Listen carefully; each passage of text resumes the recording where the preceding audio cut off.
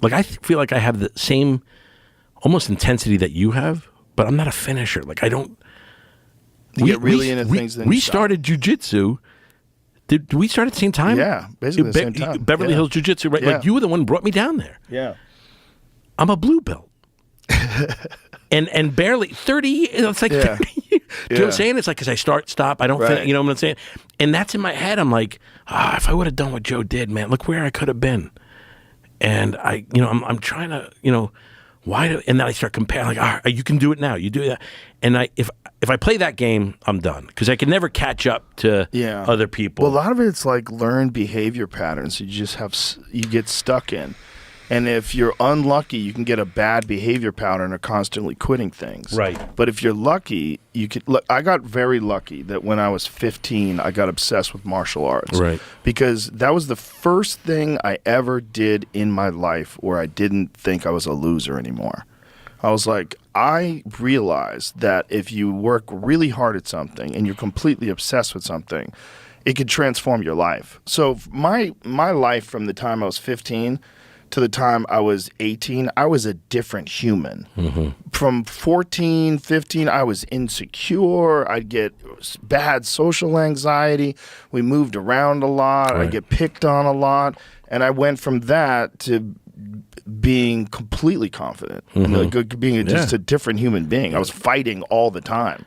It wasn't like, to me, the fear of like conflict was pretty much gone because I was just engaging in conflict all over the country. I was flying around my whole high school, all my time. So I got in my head that the way to feel better and to get life to improve is to just fucking dig in and keep going and don't ever quit. Don't fucking quit. That's so great. But I got lucky that that's something that I fell into when I was 15. I often think about, there was one day when I was coming home from a baseball game where I walked up the stairs. We were getting ready to ride the T, which is like the Boston subway system.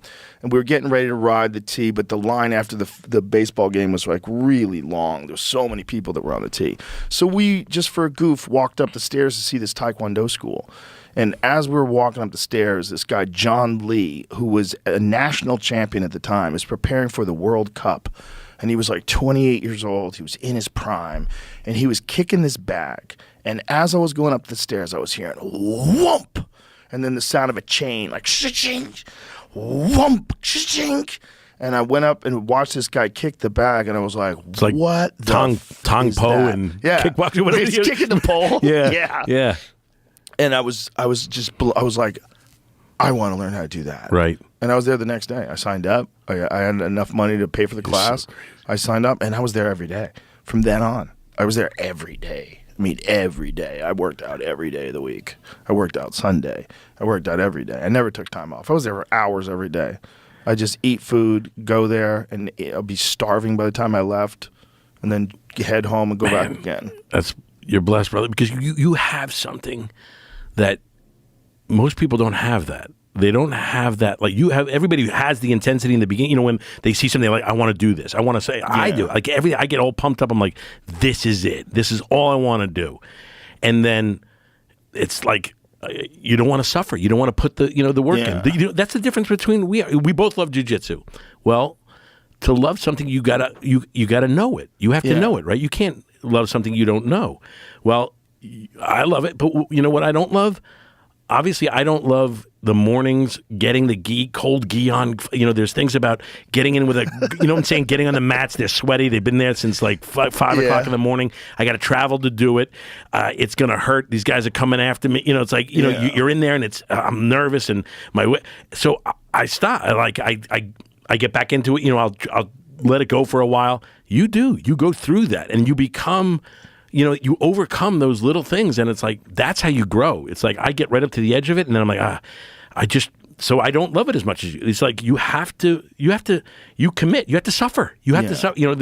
That's the only way you're going to show your love for anything is you got to suffer for it. There's got to be that. You've got to overcome that. Otherwise, you don't. You died. You know. You have two people. Everybody has two people inside of them. Mm-hmm. Everybody has the person inside of them that wants to go to sleep. Right. The person inside of them that wants to quit. That guy's winning, by the way. That's the guy who's you see before you right now. And the other guy that's like, no, this is what you need to do. But Right. the problem is with a lot of people, that other guy that's like, no, that's what you need to do. That person's really timid. And that person, they just, well, maybe it'd be better if we just went for a run. Like, shut the fuck Right. up. I'm going to eat chips. Right. And that timid version of you is what you need to cultivate into being like the boss. Right. That's the boss. So I have a boss. My boss is that voice. Yes. I let that voice win every time. I love it. That voice says, shut the fuck up and get in the cold water, pussy. That's dying to yourself, man. That's literally saying, I'm not going to go where I'm comfortable. I'm going to, I'd much rather do this. I'm sure you much rather do something than jump in a cold plunge every morning, get a cup of coffee and go hang out and talk, you do that. And that's something I need to do more and more. Like we all do. It's like, it's the only way you're going to embrace it and get better at things. I'm trying literally with flying. Like I drive everywhere these gigs, and it was getting so much that I'm like, I'm afraid of flying, but I'm like, I gotta just die to myself. Just do this. Have faith. You're gonna be fine. Just do it. And each time you do it, you're like, all right, we did it. Yeah. And you have a bad flight, and you're like, I'm not doing it again. But it's like, it's You just gotta give the boss some strength. yes, Yeah, and the boss the boss has to win a bunch of battles, and when the boss wins a bunch of battles, and he wins them every day, then eventually the boss becomes a louder voice.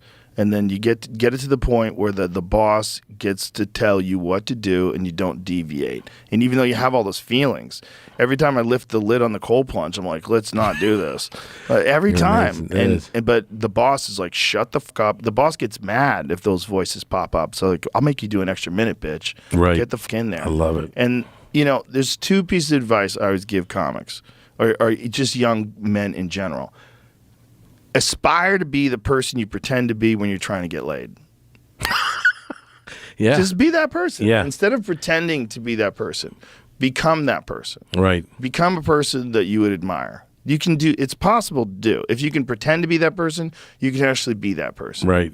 Aspire to be that person. And then the second one is live your life like a documentary crew is following you around. Live your life like as if you wanted the whole world to go, wow, that guy's really killing it. Like, I love the way that guy handles things.